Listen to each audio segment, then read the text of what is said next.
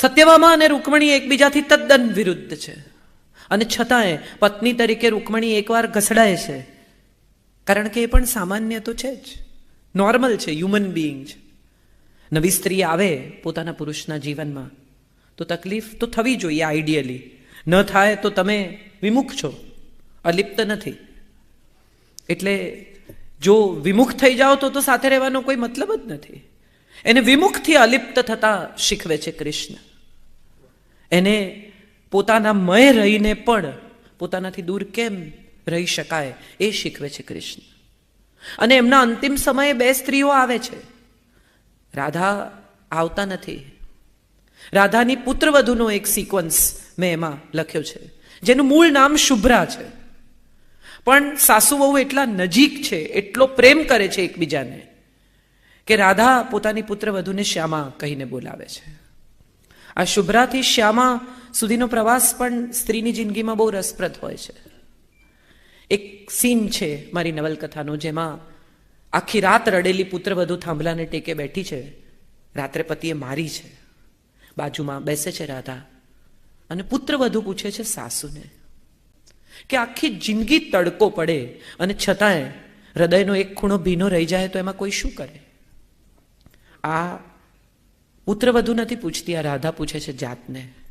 બધું જ કરી લીધા પછી, તમામ જવાબદારીઓ પૂરી કરી લીધા પછી પણ કોઈ દિવસ નહીં પહેરાય એવી સાડીની ગળીમાં મુકાયેલો એક પ્રેમપત્ર, જે કદાચ ક્યારેય બહાર નથી આવતો, એ એની હાજરી ભૂલવા નથી દેતો.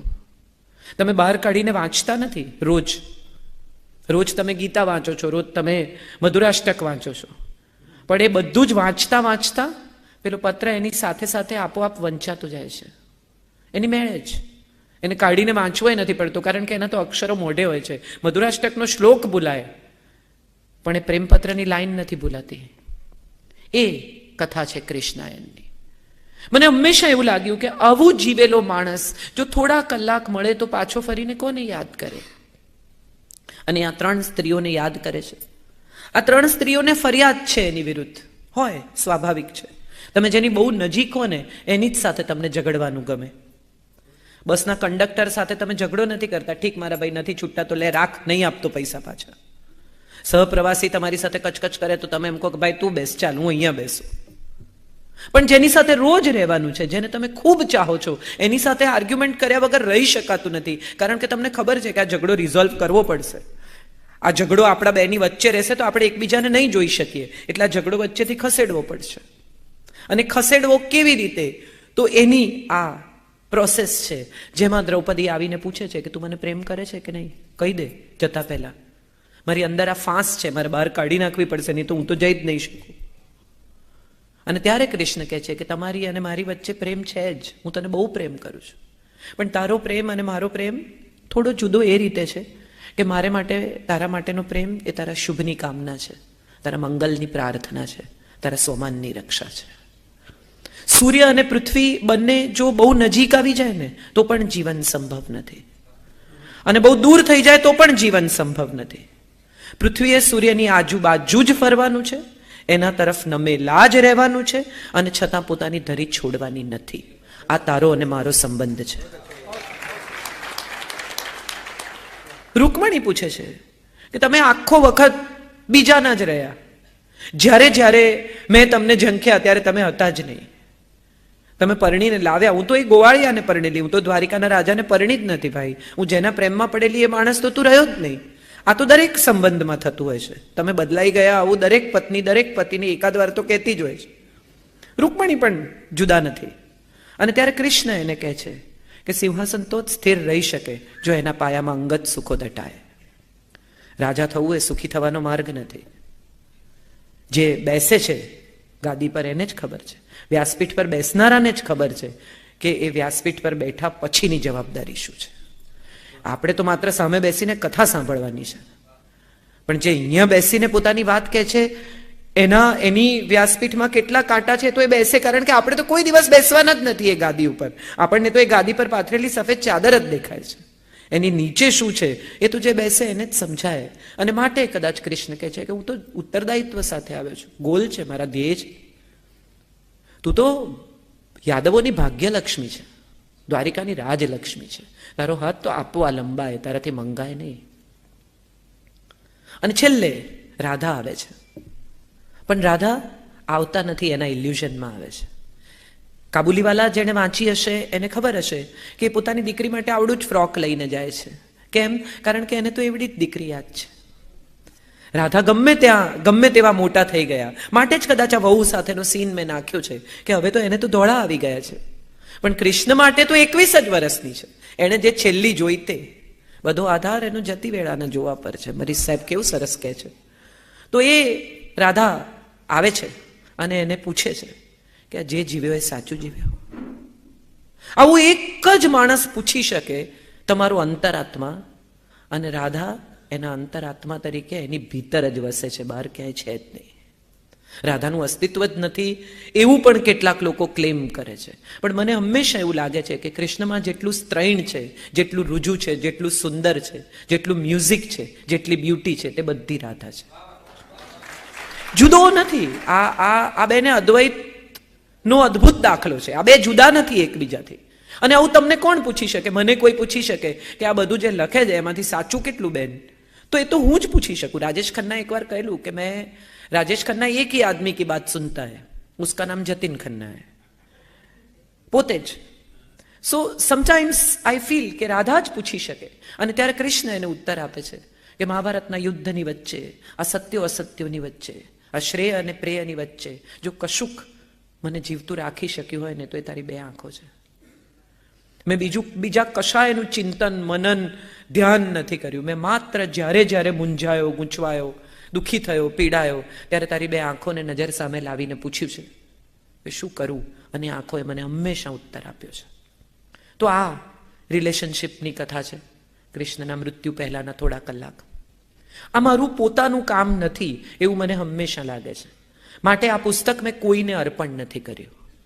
મને હંમેશા એવું લાગ્યું છે કે આ એણે મને ચૂઝ કરી છે એની કથા લખાવવા માટે.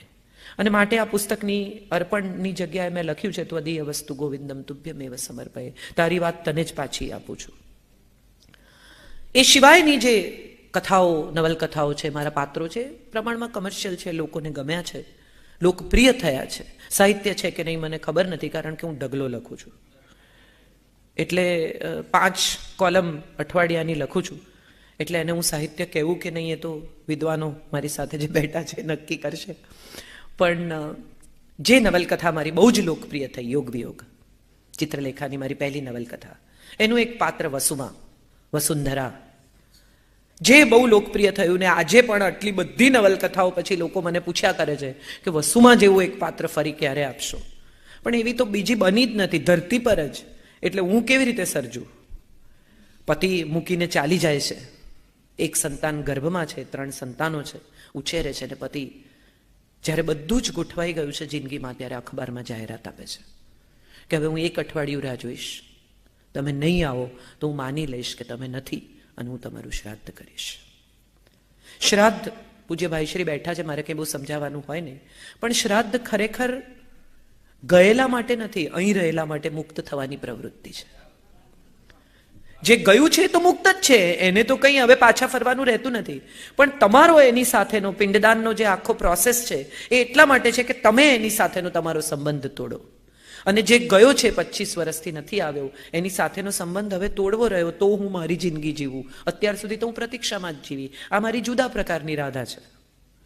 મેં એને જુદી રીતે મૂકી છે, સાંપ્રત સમયમાં મૂકી છે, જુદા લેવલ પર મૂકી છે. અને માટે કદાચ મને એવું લાગ્યું કે આ કૃષ્ણ જો પાછા આવે ગોકુળમાં 25 વર્ષે, તો રાધા એને ક્યાં રાખે? એ તો પરણેલી છે, છોકરા છે, શું કે અમારો બોયફ્રેન્ડ છે? ઘણી વખત આપણે શું માંગતા હોઈએ છે ને, એની આપણને એટલા માટે ખબર નથી હોતી કે મળી જાય તો એનું શું કરવું એ સમસ્યા થઈ જાય એવું બને. બીકોઝ નથી મળ્યું માટે આપણને લાગે છે કે બહુ અલભ્ય છે. ખો જાય તો સોના હે, પણ જો સોનું મળી ગયું તો એનું શું કરવું એની ખબર નથી. એવું કોઈ પ્લાનિંગ નથી આપણી પાસે. આ તો નથી મળ્યું એટલે જંખ્યા કરવું છે. હવે આવે છે સૂર્યકાંત, અને સૂર્યકાંતના આવવા સાથે જે સમસ્યાઓ શરૂ થાય છે એ યોગ વિયોગની કથા છે. યોગ એટલે ભેગા થવું અને વિયોગ એટલે છૂટા પડવું, એની આ કથા છે. એની એક મજાની વાત તમારી સાથે શેર કરું. એમાં એક પાત્ર હતું અનુપમા ઘોષ, એક્ટ્રેસ છે અને સૌથી નાનો દીકરો છે અલય, એના પ્રેમમાં પડી છે. અલયની ઓલરેડી એક ગર્લફ્રેન્ડ છે જે એના બાળપણથી એની સાથે છે, એની સાથે મોટી થઈ છે. અલય એને જ પરણવાનું છે એવું નક્કી છે અને અનુપમા એના પ્રેમમાં પાગલ થઈ જાય છે. અલય એને એક દિવસ બેસાડીને સમજાવે છે કે આવું કંઈ થશે નહીં. અલયને ફિલ્મ બનાવી છે અને અનુપમા એની મદદ કરી રહી છે એટલે ચૂપ રહે છે. ખાલી એ એવું કહેતો નથી કે હું તારા પ્રેમમાં નથી. આટલી જ એની ભૂલ જો ગણો તો. અને એ આખી પરિસ્થિતિમાંથી પસાર થયા પછી જ્યારે અનુપમાને ખબર પડે છે ત્યારે અનુપમા આપઘાત કરે છે. મારી બધી જ નવલકથાઓમાંથી જો કોઈ 2-4 સીન મારે પસંદ કરવાના હોય તો એમાંનો આ એક સીન મને બહુ જ ગમે છે કે ઘરની પુત્રવધુ છે વૈભવી, IASની દીકરી છે, એ સલાહ આપે છે કે એણે ન જવું જોઈએ, ત્યાં પ્રેસ હશે, કારણ વગર વિવાદમાં સપડાશે. અને ત્યારે વસુમાં એના દીકરાને કહે છે કે જવું જ જોઈએ, એણે તારા માટે આપઘાત કર્યો છે, એને જીવતા તો ન મળ્યો પણ મૃત્યુ પછી જો એ તને તરસે તો તને કોઈ માફ નહીં કરે. You have to go. તારી તમામ રિસ્પોન્સિબિલિટીઝ તારે પૂરી કરવી જોઈએ. મેં તને ભાગતા નથી શીખવ્યું, મેં તને ફેસ કરતા શીખવ્યું છે. Go there.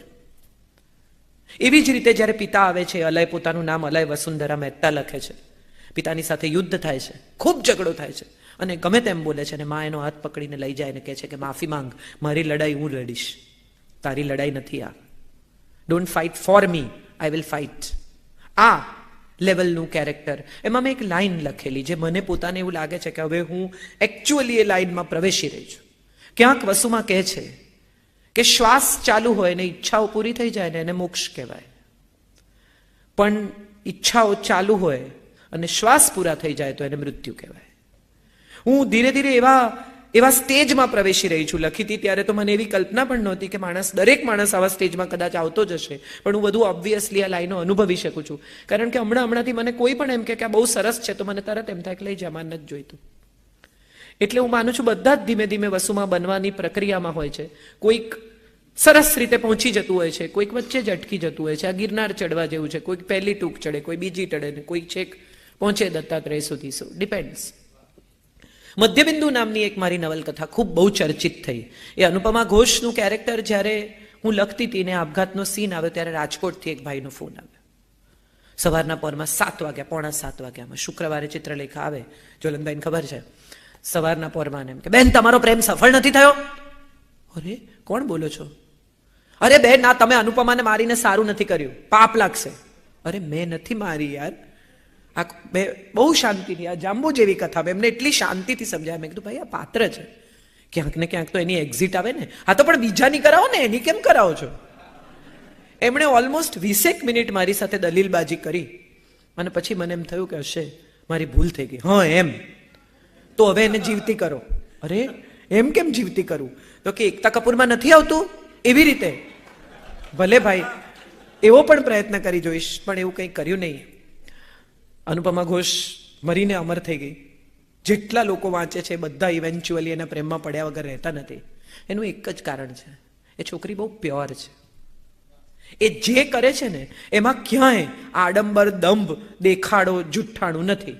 એ રડે છે તો એ દિલથી રડે છે, ઝઘડે છે તો એ દિલથી ઝઘડે છે. એને જે કહેવું છે ખુલ્લા દિલે કહે છે, પ્રેમ કરે છે તો ખુલ્લા દિલે કહે છે. અને ત્યારે મને એવું લાગે છે કે આપણે બધા આવા પાત્રોના પ્રેમમાં એટલા માટે પડીએ છીએ કારણ કે આપણે આવા થવું છે પણ થઈ શકતા નથી. આપણે પણ આમ જ જીવવું છે, ખુલ્લા દિલે, મુક્ત અવાજે રડીને, ખુલ્લા દિલે હસીને, વરસાદમાં પલળીને. પણ આવું આપણાથી થતું નથી. એટલે પેલી કરે છે માટે આપણને ગમે છે. આ આપણી આઈડિયલ છે. નવલકથા 2 રીતે વહેંચાય છે. ક્યાંક તમે આઈડિયલાઇઝ કરો છો ને ક્યાંક તમે આઈડેન્ટિફિકેશન કરો છો. ક્યાંક તમને લાગે છે કે તમારા જેવી છે ને ક્યાંક તમને લાગે છે કે તમારે એના જેવા થવું છે. આ 2માં તમામ પાત્રો વહેંચાય છે ટેકનિકલી. એક બીજી નવલકથા મધ્યબિંદુ લખતી હતી ત્યારે એક બહુ જાણીતા લેખકનો ફોન આવ્યો. મધ્યબિંદુ થોડી કોન્ટ્રોવર્શિયલ નવલકથા હતી જેમાં એક સ્ત્રી છે જે 2 જણાના પ્રેમમાં છે. એક જંગલમાં રહેતો ફોરેસ્ટ ઓફિસર છે અને બીજો ઇન્ડસ્ટ્રીયાલિસ્ટ, એનો પતિ છે.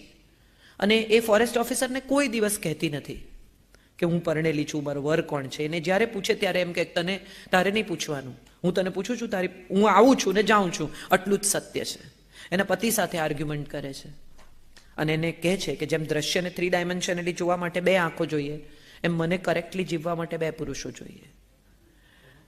અને આ નવલકથા જ્યારે હું લખતી હતી, શૃંગાર પ્રચુર વાત છે આખી, કારણ કે ફિઝિકલ રિલેશનશિપ અને ઇમોશનલ રિલેશનશિપ આવી બે અલગ રિલેશનશિપની કથા છે. એક જગ્યાએ માત્ર શરીર છે અને એક જગ્યાએ માત્ર મન છે. આવા બે સંબંધોમાં એ જીવી રહી છે. દ્રૌપદીને આપણે વખાણીએ છીએ કારણ કે પોતાની જાતને ઈમાનદારીથી 5 પતિઓ વચ્ચે વહેંચી શકી, પણ મધ્યબિંદુ માટે બહુ કોન્ટ્રોવર્સી થઈ અને એક લેખક જાણીતા, બહુ જાણીતા લેખક, એમણે મને પૂછ્યું ફોન કરીને કે આમાં જાત અનુભવ કેટલો. ત્યારે મેં એમને કહેલું, મેં કીધું શોધો, આમે હમણાં તમે કંઈ બીજું કરતા નથી. મજા એ છે કે સ્ત્રી જ્યારે લખે છે ને ત્યારે એની આત્મકથાનો ટુકડો કેટલો છે આમાંથી એટલું જ શોધવામાં રસ છે. કથા શું છે એમાં કોઈને બહુ જાજો રસ હોતો નથી. આ આખી એ પથરાયેલી વાર્તામાં, આખા એ પથરાયેલા પોતમાં, જેમ પેલી કન્યાની મહેંદીમાંથી પતિના નામનો અક્ષર શોધવાનો હોય, એનાથી વધારે શોધવામાં કોઈને કંઈ રસ જ નથી હોતો.